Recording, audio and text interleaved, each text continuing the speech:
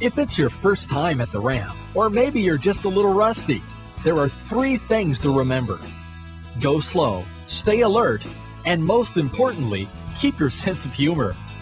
First thing to keep in mind as you pull up to the ramp is that it helps to get as close to the ramp as possible to minimize the distance you will have to back up. Some boats can be launched by just one person, but for most boats, it takes 2 or 3 people to get the job done right. Ideally, you need one person driving the tow vehicle, one person driving the boat, and a third person standing near the water's edge to help guide you back. Here's another useful tip. When backing any trailer, it's much easier if you put your hands on the bottom of the steering wheel and watch the trailer in your mirrors. Then all you have to do is move your hands in the direction you want the trailer to go. Hands to the left, trailer goes left. Hands to the right, trailer goes right. Practice this in the driveway a few times and you'll get the hang of it. And as you're backing into the water, a good rule of thumb is to back the trailer in until the taillight step pad is at or slightly below water level.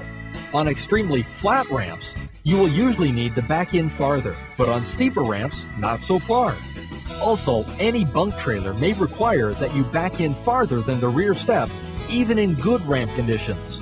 The goal is to get the trailer in far enough so that the boat is beginning to float. Once you are backed in far enough and ready to launch, put the vehicle in park and set the parking brake.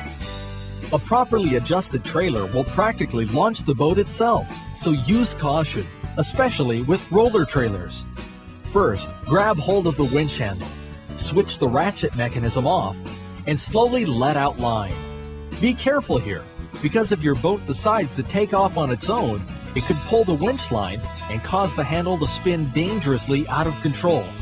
If possible, disconnect the winch line. However, if your boat is putting pressure on the line, you may have to wait until it's afloat to have it disconnected. At this point, if your boat isn't already sliding off the trailer, you may need to give it a push to get started. If that doesn't work, reset the winch line and try backing the boat into the water another foot. If the ramp isn't too steep, you could also try powering the boat off the trailer, using the outboard or stern drive. For this to work, there must be enough water for prop clearance and so that the intakes are submerged. Apply the power slowly and smoothly, just enough to get the boat moving off the trailer. Now that the entire boat is floating and no longer resting on the trailer, make sure your partner on board has control of the boat, and then get ready to park the vehicle and trailer.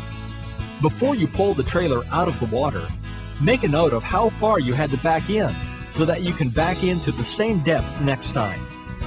Finally, as your partner drives the boat clear of the ramp area and ties it up at the dock, you can park the trailer and let the next person have access to the ramp.